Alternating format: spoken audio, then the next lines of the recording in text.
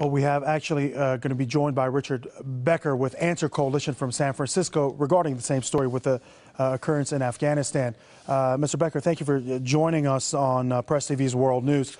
With the current situation in the U.S. economy, spending 10 years, in the past 10 years with Afghanistan and the money spent on wars abroad, now they want to spend another decade in the country. Why would the country want to do that? What is the U.S.'s presence needed for in Afghanistan? Well, clearly, the people of the United States are not interested in continuing this war, are opposed to the war and the continuation of the war.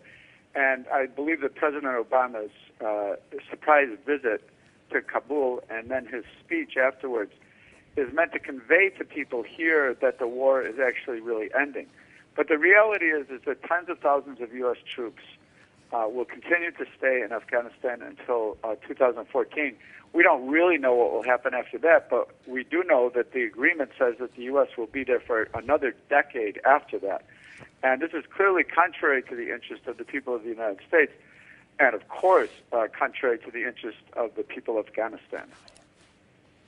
And Mr. Becker, the main concern with U.S. troops and the U.S. spending time in Afghanistan, as President Barack Obama always says, is to enhance security and train the soldiers, to enhance the civilian life and safety of the people in that country. However, we're seeing that civilian life is going unstrained. Why is the U.S. continuing, in your opinion, to spend so much time in Afghanistan?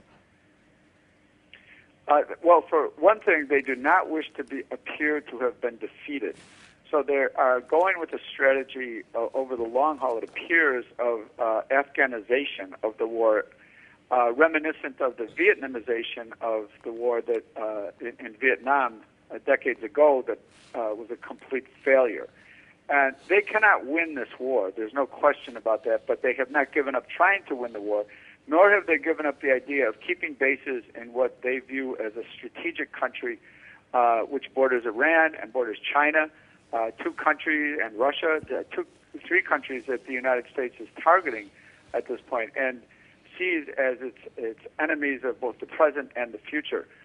So the U.S. is trying, the U.S. leadership is trying to present to the people here who are opposed to the war, want to see the war really ended, that they are moving forward in that direction, while at the same time they are clearly planning to stay in Afghanistan for a very long time.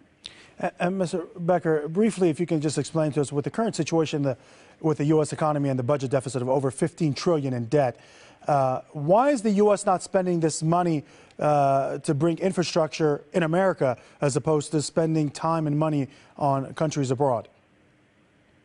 Well, the government of the United States, including the Obama administration, and the Bush administration, and Clinton before them, and we could keep going back, do not really stand for the interest of the people of the United States. They really stand for the interest of empire.